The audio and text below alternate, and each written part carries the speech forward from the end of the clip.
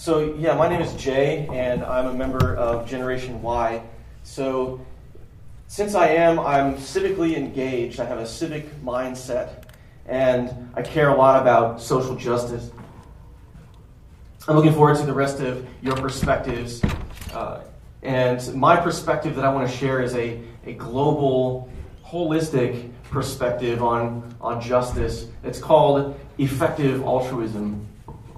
Effective altruism is a new philosophy and social movement, which begins with the question, how can I do the most good in the world that I can? And only after answering that question do effective altruists then decide on which cause to support. Now, I think there are some pretty amazing findings that effective altruists have in terms of how we can change the world and reduce immense amounts of suffering. I also think that we can simultaneously pursue social justice at the local level while also supporting effective altruist causes. And I want to tell you about that as well. So the take-home message is, you can literally save dozens of lives, and you can save thousands of years of health and tens of thousands of animals. And if you're creative enough, you can still pursue your favorite social justice project. So let's talk about some of the world's greatest problems. Exhibit A is global poverty. There are 1.2 billion people in the world who live on $1.25 a day or less. That's about a seventh of the world's population who lives on something like $400 a day to afford everything that they need.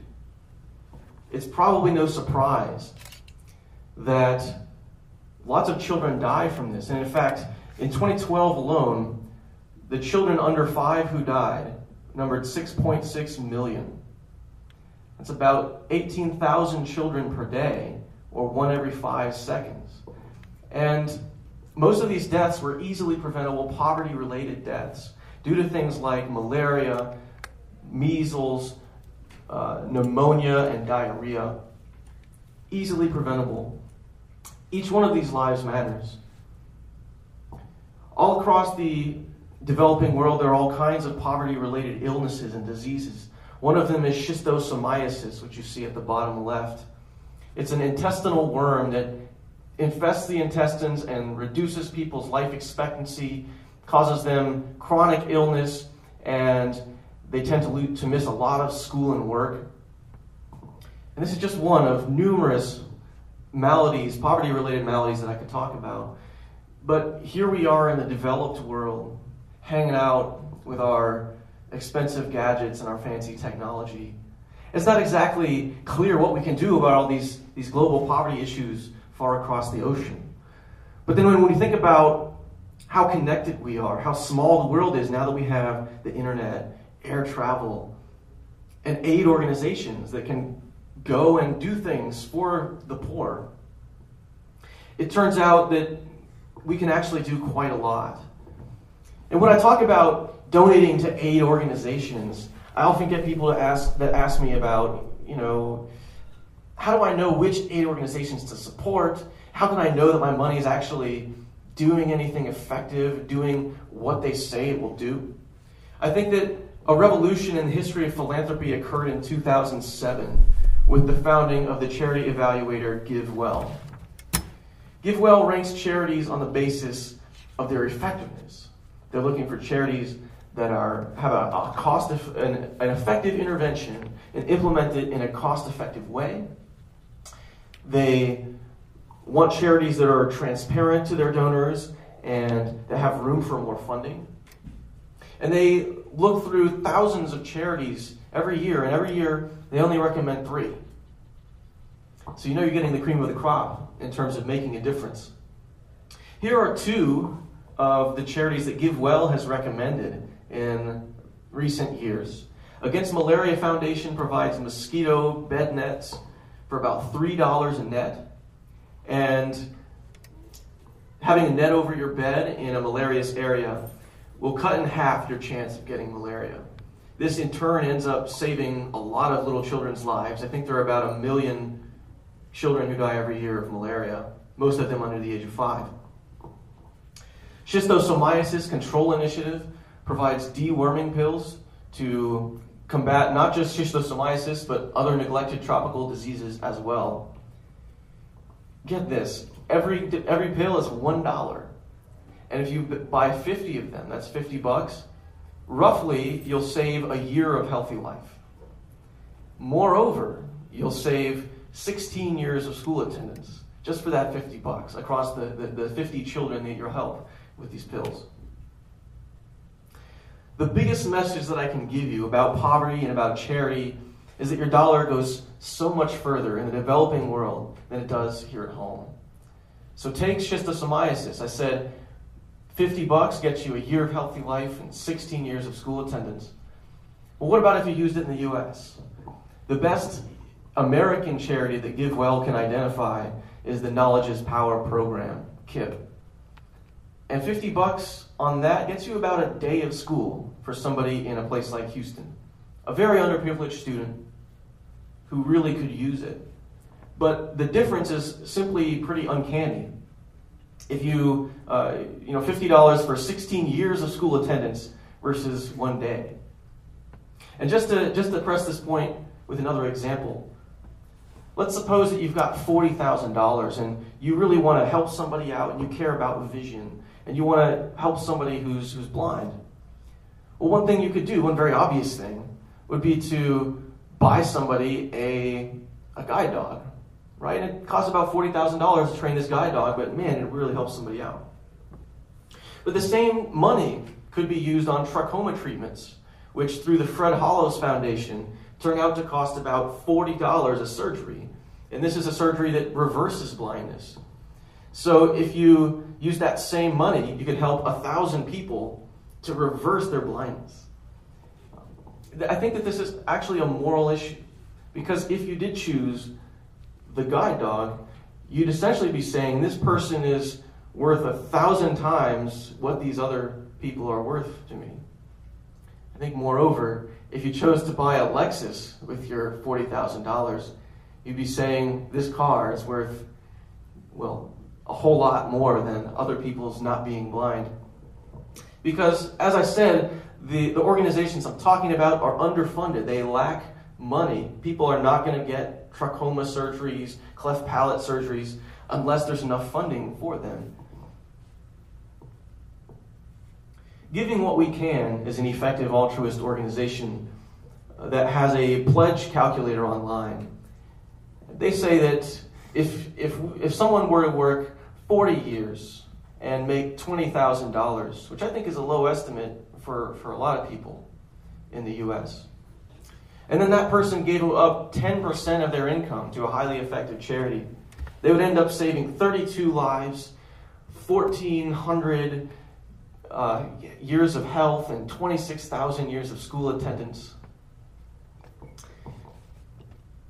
And that's I think, a low amount to think that you might be earning. In fact, Giving What We Can is an organization that has people pledge to give 10% for the rest of their career. And there's about 400 people who've formally taken the pledge online currently. The reason that our money goes so far is because the world income distribution looks like an L. And if you make $52,000, you're roughly in the median of the U.S. income distribution. But in world terms, you're in the 1.0%. And you make 30 times what the typical person makes in the world.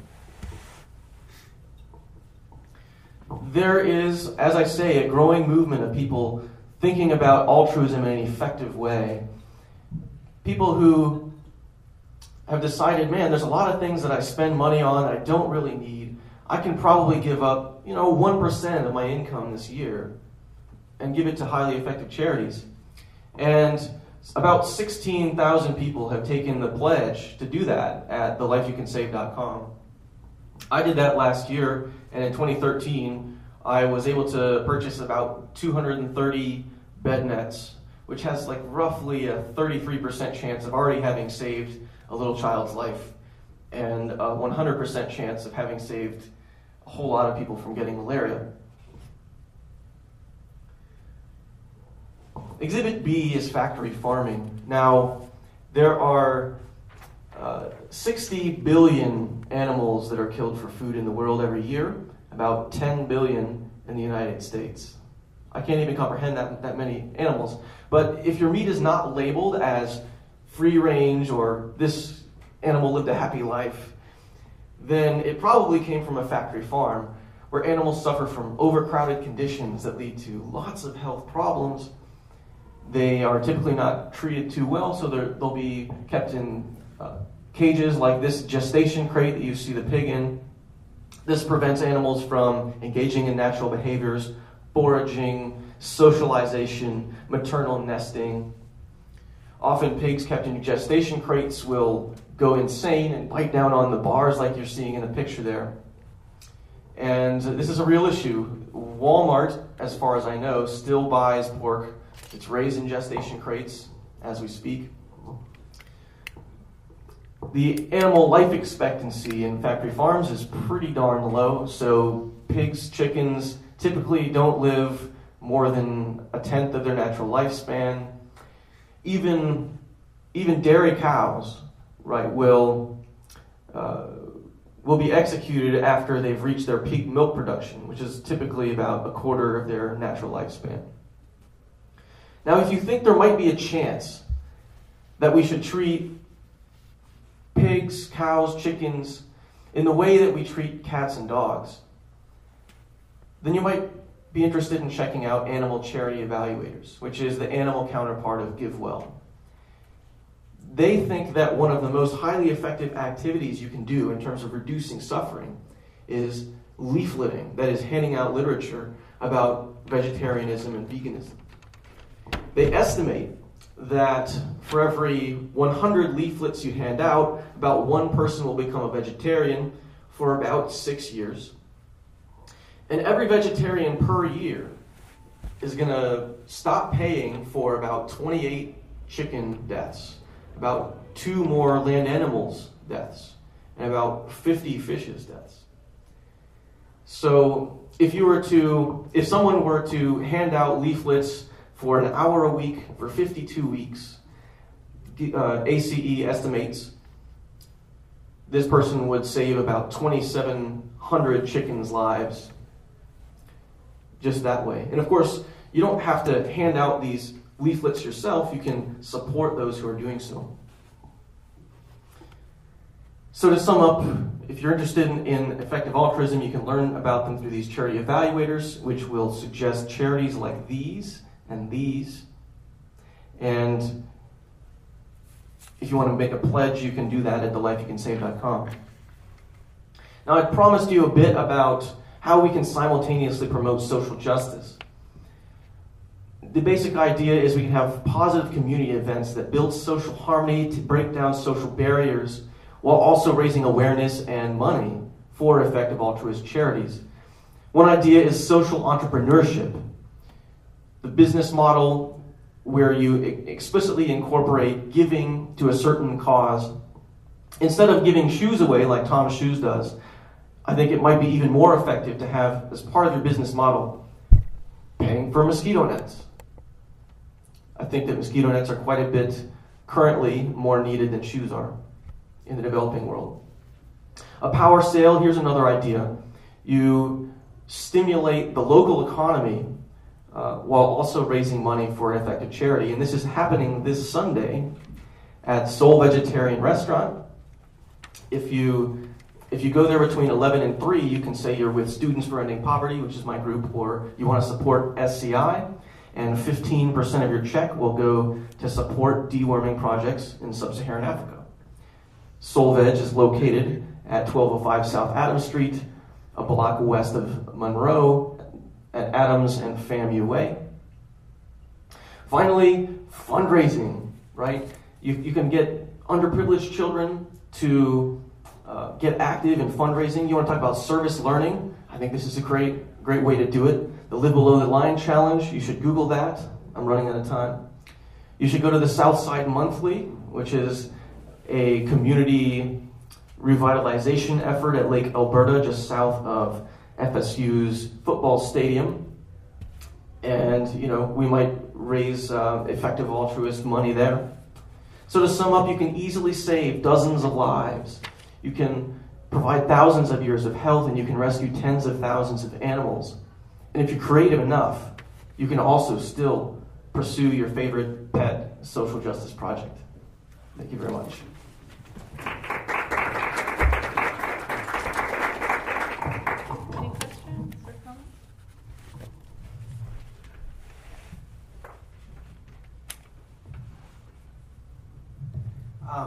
Just since you kind of self-identified as Generation Y, and there is a lot of discussion about altruism, you know, and I think this is a great idea of like giving strategically. It makes a lot of sense, and these are great resources. But I'm wondering, you know, so many of the problems that you're outlining are the direct result of bad policy, you know, that can only be changed, you know, through kind of collective action. And the U.S. is responsible for a lot of the policies that are creating these problems. And yet we haven't really seen any increase in voting behavior and civic engagement in that way in Generation Y. So, I mean, if folks know how to give of their money better, I think that's great. But when they don't know who their elected officials are making these policies that hurt all these folks, so I'm just wondering how you see the interplay of those two different facets of the same problem. The effective altruist community is very concerned about attaining political influence, and the reason that there are so many deaths from malaria and neglected tropical diseases is, well, it's very complicated.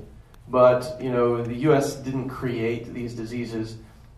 It's simply the case that the economies are so depleted, and governments in sub-Saharan Africa are so inefficient or poor, they just can't, there isn't enough public health stuff to go around. Yeah, I mean, another thing I can say is U.S. aid is something like, I think, 0.5% of GDP, or sorry, government spending in general. Most people think it's more like 10%, and they think it should be like lower to like 5 or something. I think that's an argument for raising the amount of foreign aid that we give. But ultimately, if you want young people to be active in politics, telling them about here are effective ways that you can solve the world's problems, if only political leaders will listen, I think is a great way to get young people involved in politics.